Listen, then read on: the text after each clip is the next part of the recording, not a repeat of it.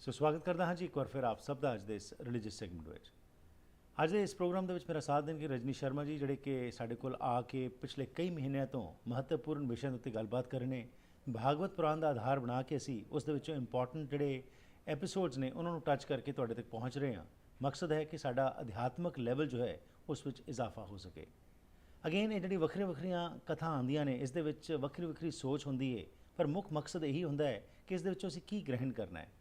ਸਾਡੇ ਕੋਲ ਭੰਡਾਰ ਭਰਿਆ ਹੋਇਆ ਹੈ ਐਸੀ ਇਨਫੋਰਮੇਸ਼ਨ ਦਾ ਜਿਹੜਾ ਕਿ ਅਸੀਂ ਸਿਰਫ ਸੁਣ ਲੈਂਦੇ ਹਾਂ, ਲੇਕਿਨ ਉਸ ਵਿੱਚੋਂ ਕੀ ਗ੍ਰਹਿਣ ਕਰਨਾ ਤੇ ਅੱਜ ਦੀ ਜ਼ਿੰਦਗੀ ਦੇ ਵਿੱਚ ਕਿਵੇਂ ਇਸ ਨੂੰ ਲਾਗੂ ਕਰਨਾ ਹੈ ਉਸ ਉੱਤੇ ਕਈ ਵਾਰੀ ਫੋਕਸ ਨਹੀਂ ਕੀਤਾ ਜਾਂਦਾ। ਸੋ ਇਸ ਪ੍ਰੋਗਰਾਮ ਵਿੱਚ ਹਮੇਸ਼ਾ ਹੀ ਸਾਡਾ ਯਤਨ ਰਹਿੰਦਾ ਹੈ ਰਜਨੀ ਸ਼ਰਮਾ ਜੀ ਦੇ ਨਾਲ ਕਿ ਅਸੀਂ ਉਹਨਾਂ ਇਸ਼ੂਜ਼ ਨੂੰ ਟੱਚ ਕਰ ਸਕੀਏ ਜਿਹਦੇ ਨਾਲ ਕਿ ਸਾਡੀ ਸੋਚ ਵਿੱਚ, ਮਾਈਂਡਸੈਟ ਵਿੱਚ ਕੁਝ ਬਦਲਾਅ ਆ ਸਕੇ। ਸਵਾਗਤ ਕਰਦੇ ਹਾਂ ਰਜਨੀ ਸ਼ਰਮਾ ਜੀ ਦਾ, ਤੇ ਅੱਜ ਦੇ ਇਸ ਪ੍ਰੋਗਰਾਮ ਵਿੱਚ ਉਹਨਾਂ ਕੋਲ ਹੋਰ ਜਾਣਕਾਰੀ ਲੈਂਦੇ ਹਾਂ ਕਿ ਅੱਜ ਕਿਹੜੀ ਕਥਾ ਦੇ ਇਹ ਸਾਡੇ ਨਾਲ ਸ਼ੇਅਰ ਕਰਨ ਜਾ ਰਹੇ ਨੇ ਤੇ ਉਸ ਵਿੱਚੋਂ ਅਸੀਂ ਕੀ ਗ੍ਰਹਿਣ कर सकते हैं। Welcome to the program ji. Thank you ji. So आज रजनी जी किसको आज हम टच कर रहे हैं, क्या फोकस कर रहे हैं आज हम? जी हरप्रीत जी, ये जो राजा परीक्षित हैं, जैसे हमने पहले ही बताया था आपको कि अब 5 दिन भी निकल गए, केवल 2 दिन हैं। राइट। और ये बड़ी हैरानी की बात है कि शुकदेव मुनि ने उस मरणासन्न व्यक्ति को, जो कि बिल्कुल आमतौर पर अगर किसी को अब पता चले कि उनकी मृत्यु 7 दिन में होने वाली है तो वो डर के मारे ही उनको, वो 7 दिन से पहले ही उनको ऐसा लगेगा कि जैसे मृत्यु आने को है, बिल्कुल मरणासन्न से हो जाते हैं। लेकिन यहाँ पर जो है राजा परीक्षित, उनका तो मन में ऐसे लग रहा है जैसे मृत्यु नाम की कोई चीज़ की उनको ना चिंता है, ना फिक्र है, ना उस बारे में कोई कल्पना है, ना भय है किसी भी प्रकार का। और ये हमें पता कैसे चलता है कि वो शुकदेव मुनि से प्रश्न करते हैं और उनका बार बार उनसे कहते हैं कि आप ये जो भगवान कृष्ण की लीलाएं मुझे बता रहे हैं, मेरा मन ही नहीं भरता उनको सुन के, मेरा मन करता है और सुनो। और वो उनको इतना ज़्यादा प्रेम उनके हृदय में जन्म ले रहा है। ज्ञानी वो पूरे हो चुके हैं, तत्व ज्ञान उनको पता चल चुका है, लेकिन तत्व ज्ञान केवल काफ़ी नहीं है। तो अब क्या है कि उनके मन में ये जो श्रद्धा और प्रेम का जन्म हो रहा है भगवान कृष्ण के प्रति, या उस विराट के प्रति, या उस कॉस्मिक कॉन्शियसनेस के प्रति जिसने की बड़ी कृपा करके उस निर्गुण ब्रह्म ने सगुण होने के लिए सोचा, इसलिए कि मैं इस देह मनुष्य रूपी देह में आके ही मनुष्यों को कुछ उनके बीच में ऐसी लीलाएं करूं कि जिससे उनके हृदयों में प्रेम का जन्म हो। राइट। तो ये एक बात जब हम सोचते हैं कि भगवान कृष्ण के प्रति मन एक अपार श्रद्धा से, प्रेम से, और सबसे बड़ी बात एक ग्रैटिट्यूड से। राइट। और कभी कभी अगर हम कल्पना भी करें कि वो समय कैसे रहा होगा कि जिस वक्त वहाँ के लोगों ने उनको चलते फिरते सब देखा। और हमने जैसे आपसे पहले कहा था कि जब भगवान कृष्ण ने जन्म लेना था तो ब्रह्मा जी ने सभी देवताओं को कहा कि तुम कुछ भी रूप लेके जाओ गोकुल में, वृंदावन में, वहाँ सब जगह जन्म लो, ताकि उन लीलाओं में तुमको मौका मिले to participate and to assist him, both. बिल्कुल जी। अगेन वो जन्म लेने का मकसद तो यही था अगेन कि लोग जो हैं उनमें एक प्रेरणा उनको मिल सके, जीवन का मकसद जो है उसके बारे में पता चल सके। जी। तो और सबसे बड़ी बात यह है हरप्रीत जी कि मनुष्य देह में होते हुए भी वो देह में नहीं है, अलौकिक हैं उनकी चीज़ें। तो उससे क्या होता है कि मनुष्य को ये पता चलता है कि मेरी इस देह से अलग कोई ऐसी शक्ति है जो मेरी देह को नियंत्रित करती है। राइट। मेरा सारा जीवन का नियंत्रण कहीं और है। मैं एक कठपुतली मात्र हूँ, मेरी डोर कहीं और बंधी हुई है। लेकिन जब हम अपने को ही मान लेते हैं कि I am the doer, that is when the problem starts happening, because we are not aligning with the cosmos. Right. तो ये एक जो बात है, जब हम इन चीज़ों को सामने रखेंगे तो ये सारी चीज़ें दे फॉल इनटू प्लेस। फिर ये महज कहानियाँ नहीं रह जाती हैं। ठीक। जी। तो सो अब 2 दिन रहते हैं जी। अभी नगीन जैसे आपने कहा कि 5 हफ्ते का समय था जी। राजा परीक्षित के एक जीवन में जो तब्दीली आ रही है, और अगेन वही सत्संग की जो हम बात किया करते हैं कि सत्संग अगर सही मिल जाए तो उसके साथ ऑटोमेटिकली जीवन में एक बदलाव आ जाता जी। है, और वो स्थिरता जो कि बिल्कुल नहीं थी अब आहिस्ता आहिस्ता राजा परीक्षित के जीवन में से वो झलकनी शुरू होगी, और वो उत्सुक हैं कि उनको और पता लगे ताकि वो और स्टेबलाइज हो सकें। स्टेबलाइज, हाँ जी। और जो प्रेम है ये एक बड़ी बात Right. है। प्रेम विराट के प्रति ये एक बहुत महत्वपूर्ण बात ठीक। है। तो ये अब जो हमारे छोटे कृष्ण कन्हैया हैं वो 3 महीने के हो चुके हैं। जी। तो पालने में लेट के खेलते हैं, और अब उन्होंने करवट भी बदलनी शुरू की। तो गोपियां जो हैं उनका तो मन ही नहीं भरता है, तो वो सुबह होते ही यशोदा के यहाँ पर आ जाती हैं कि उनको देखने के लिए। तो एक दिन ऐसे ही जब उनका 3 महीने में उन्होंने करवट बदली, तो उनको लगा this is the time to celebrate. Krishna की हर बात को कुछ भी नया करते थे तो लगता था it is the now the time to celebrate. तो उस दिन उन्होंने सोचा कि अपने घर पे एक उत्सव किया जाए। तो भगवान कृष्ण को उन्होंने सुबह ही सजा के, नहला धुला के और एक छोटे से पालने में सुला दिया।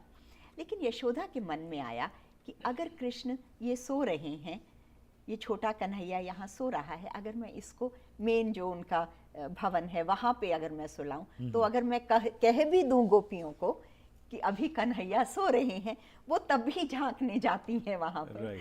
तो उन्होंने, यशोदा ने ये सोचा कि एक बहुत बड़ी बाहर बैलगाड़ी थी, तो उसमें बैल जुते हुए नहीं थे, केवल गाड़ी एक इस तरह से खड़ी हुई थी। उन्होंने चुपके से वो पालना उसके नीचे रख दिया, ताकि वो वहां पर सुरक्षित भी रहें और कोई उनको डिस्टर्ब भी नहीं करे।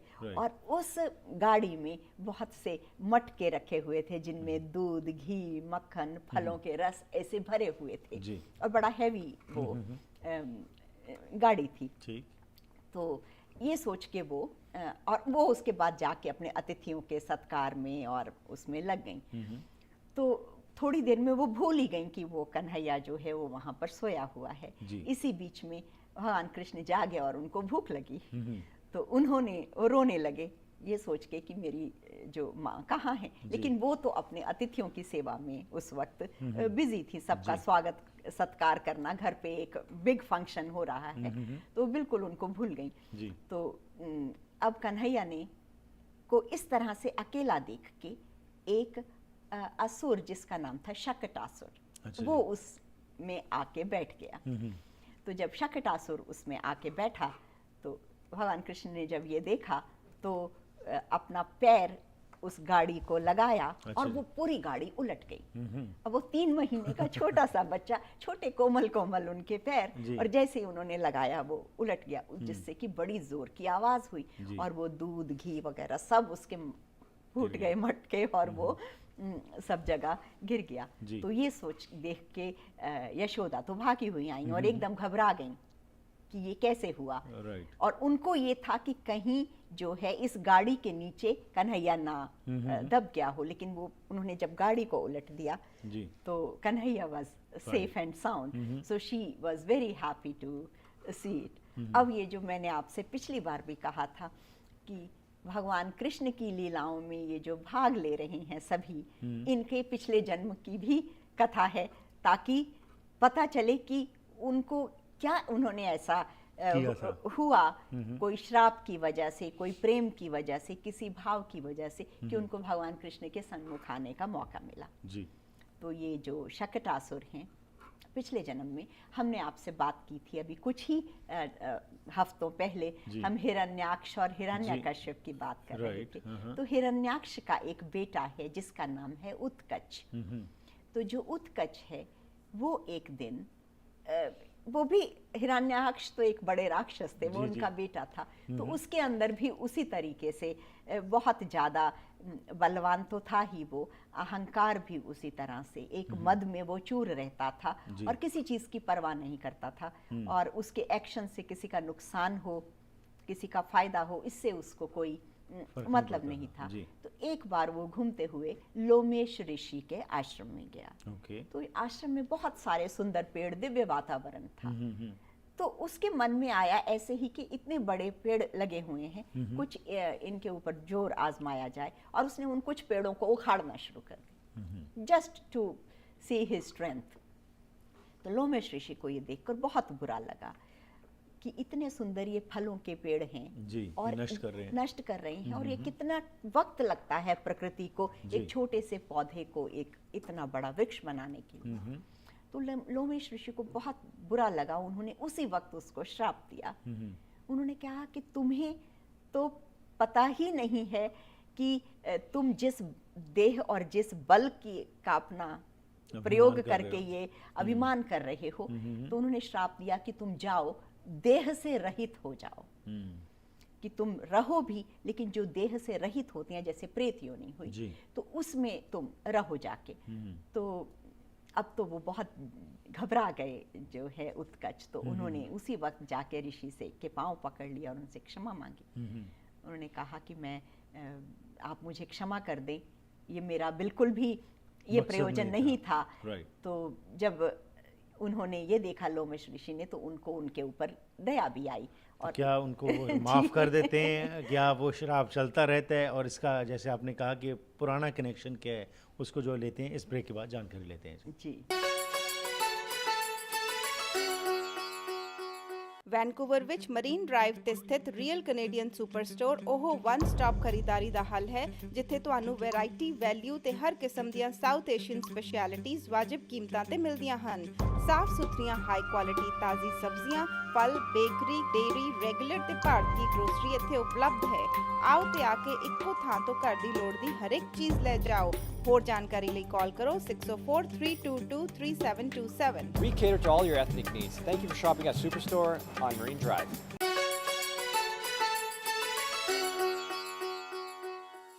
ਸੋ ਬ੍ਰੇਕ ਤੋਂ ਪਹਿਲਾਂ ਜੀ ਸ਼ਕਟ ਅਸੁਰ ਦੇ ਸੰਬੰਧ ਵਿੱਚ ਅਸੀਂ ਜਾਣਕਾਰੀ ਲੈ ਰਹੇ ਸੀ रजनी शर्मा जी तो। आओ कुछ और गलबात करते हैं जी। रजनी, सो शकट असुर के बारे में आप बता रहे थे, तो अब वो दया आ जाती है ऋषि को, क्या वो माफ कर देते हैं? हिरण्याक्ष के बेटे उत्कच जो हैं वो उन्होंने ऋषि के पैर पकड़ लिए, लोमेश ऋषि के, और उनसे वो क्षमा याचना करने लगे। तो उनका हृदय भी बहुत, ऋषि का हृदय है, जल्दी पिघल गया।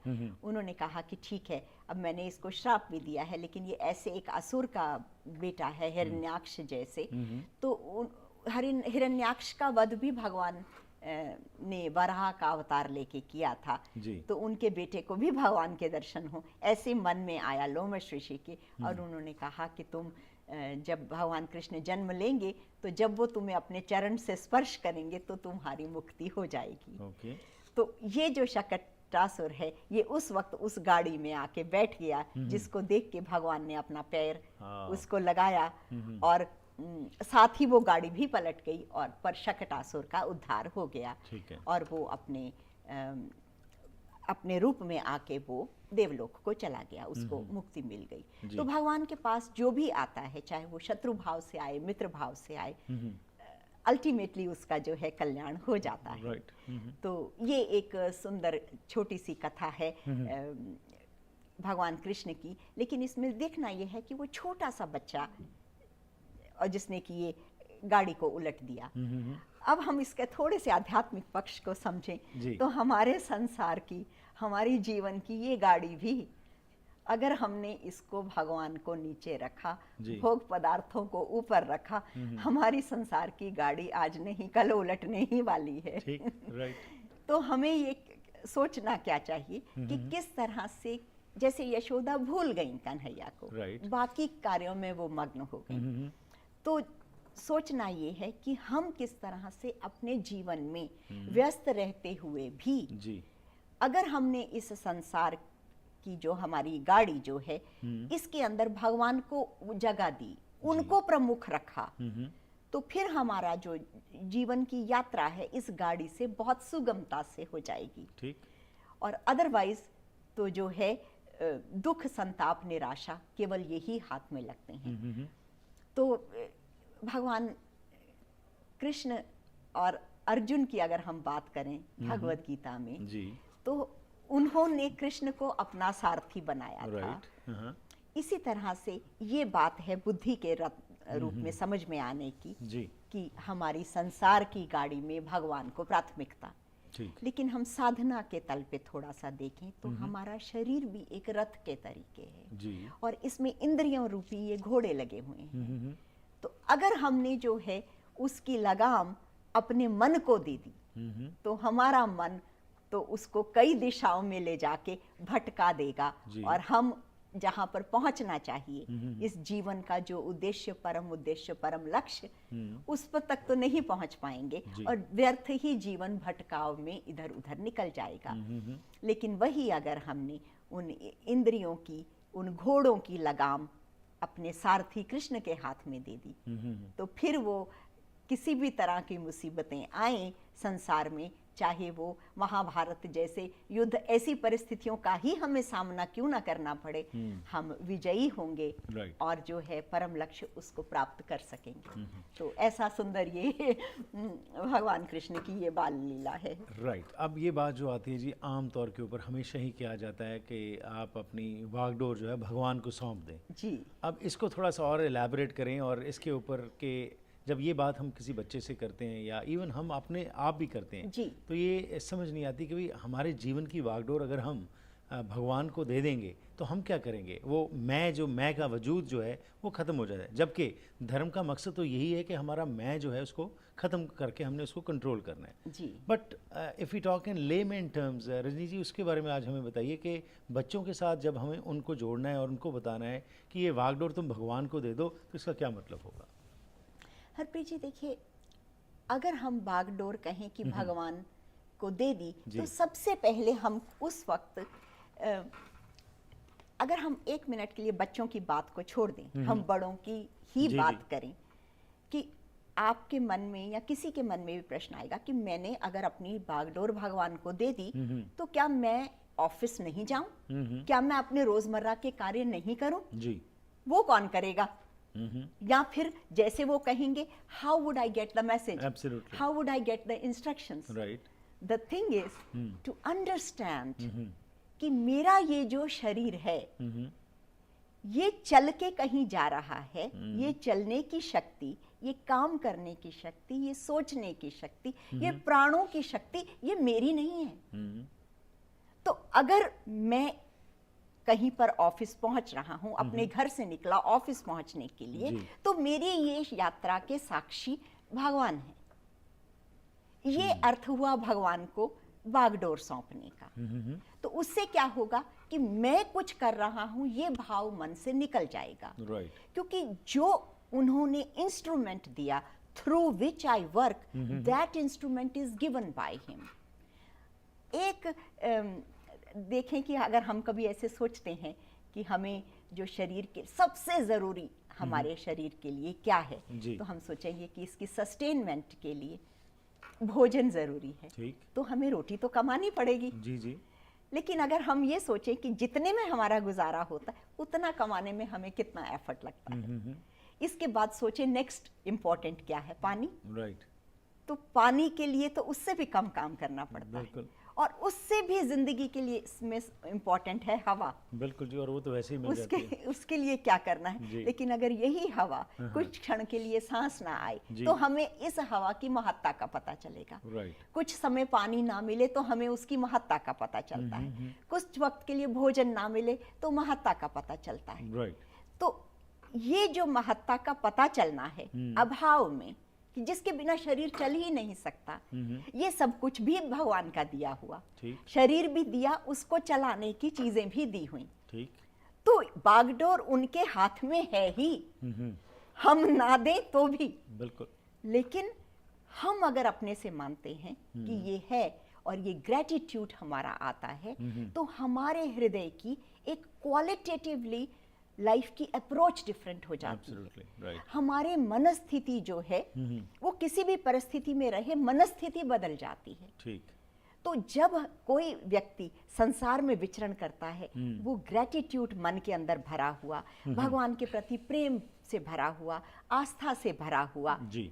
उस व्यक्ति की जो जीवन यात्रा है, जो उसकी क्वालिटी ऑफ लाइफ है, बहुत फर्क है उस व्यक्ति के लिए जो भाग दौड़ में जीवन में लगा हुआ है, Right. जो ये सोच रहा है कि मेरे करने से सब हो जाएगा और मैं ही इसका डूअर हूँ।